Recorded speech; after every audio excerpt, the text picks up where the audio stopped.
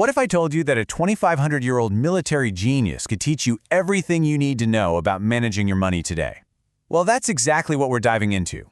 We're taking the ancient wisdom of Sun Tzu and applying it to a battlefield we all know, our personal finances. It's time to start thinking like a general. Okay, so here's the core idea, and it's a game changer. Stop thinking of your money as just numbers and chores. Start seeing it as a strategic campaign. In this war, your bank account is your kingdom. The economy is the battlefield. And you are the commanding general. I know, it sounds a little out there, right? But stick with me. The exact same principles of strategy, planning, and discipline that win wars are the ones that build wealth. The stakes might feel different, but believe me, the mindset for victory is exactly the same. Now this is where it gets really interesting. Look at how perfectly these things line up. Sun Tzu talked about protecting the state. For you and me, that's our bank account. It's our personal kingdom. The battlefield, that's the economy, constantly changing, always in flux. And the enemy? Well, that could be anything from bad debt to market volatility, any obstacle in your way. So what's the very first thing a great general does before a battle? They don't just charge in. No way. They gather intelligence. They understand the terrain, the conditions, and their own strengths before they even think about making a move. For us, this is all about laying plans. Sun Tzu actually gave us a 5-point checklist to assess any situation, and we're going to use it right now to scout our financial battlefield. Think of this as your personal intelligence briefing before you deploy a single dollar. Let's break them down. First up, the moral law. Sounds pretty serious, right? But for you, it boils down to one thing: your passion, your why. Are you just putting money away, or are you fighting for a goal that truly sets you on fire?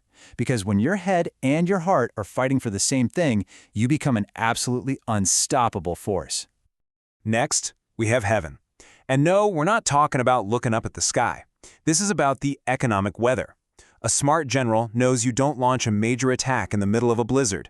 You have to ask yourself, are we in boom times, where taking risks can pay off? Or is it a bust, where playing defense is the only move? You have to know the climate. And that leads us to Earth. This is the actual ground beneath your feet, the financial terrain you're operating on. The source material explains this so well. In bust times, the path gets narrow. You have to play it safe, maybe with defensive assets like utilities or food stocks. But in boom times, that path widens, and you've got more room to maneuver. Now this brings us to what might be the most crucial factor of all: the commander. And guess what? That's you. Not your financial advisor, not some guru on the internet. You. You are the one in charge. You're responsible for the decisions and the outcomes. Owning that command is the first real step to winning. And finally, method and discipline.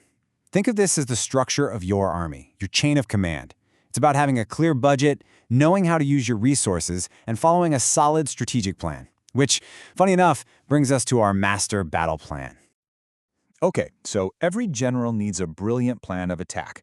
For our purposes, that plan is the pyramid of wealth. It's a really clear, bottom-up way to build your financial fortress. So, let's build this thing, layer by layer. First things first, you have to build your fortress walls. The foundation of this whole pyramid is about one thing: protection. We're talking about insurance, a will, all the stuff that defends you from a catastrophic surprise attack. You have to make sure your kingdom can't be wiped out by one bad roll of the dice. All right, walls are up. Now you stock the storerooms. This is your safety net, that 6-month emergency fund, some stable assets. This is the garrison that lets you withstand a siege, like a job loss or a big unexpected expense, without having to panic and sell everything. And now, with your base secure, it's time to go on the offensive. This is where you finally send your army, your investments in stocks, bonds, mutual funds, out to conquer new territory. The whole goal here is growth, expanding the borders of your kingdom. And at the very, very top of the pyramid, you've got your special forces.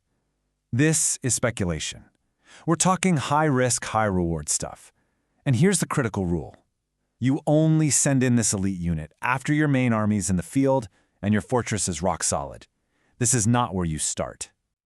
So we have our grand strategy, the pyramid of wealth. Now let's zoom in on some quick killer battlefield tactics. These are timeless quotes from Sun Tzu that translate shockingly well into financial wisdom you can use every single day. This is a classic. In financial terms, it means focus on defense first. Build your savings, slash your debt, minimize your own dumb mistakes. Then you wait patiently for the market to make a mistake, like a big downturn. That's not a crisis. That's your opportunity to strike. I absolutely love the simplicity of this. Don't try to go head-to-head with giant Wall Street firms in their own game. You can't win. Evade them. Find a niche market, a side hustle, an investment that the big players are ignoring. That's where your real advantage is. This is basically the definition of being a contrarian investor. When everyone else is terrified and selling everything, that's your signal to attack. Be greedy when others are fearful, as they say. Or, while everyone else is distracted, maybe you're quietly building a new skill. You launch your career attack when nobody sees it coming. So, after we've looked at the battlefield, the master plan, and the day-to-day tactics, it all comes back to one simple, incredibly empowering truth. You are in command. So, here are your final orders, your marching orders. Memorize them. You are the commander of your finances. You must know your battlefield. You have to have a battle plan, and you must use smart tactics. Victory in this game never, ever happens by chance. It is always the result of superior planning. And with that, this briefing is over. But for you, the campaign is just beginning. You've got the intelligence. The strategy is laid out. Your financial battle begins right now. So, the only question left is, what's your first move?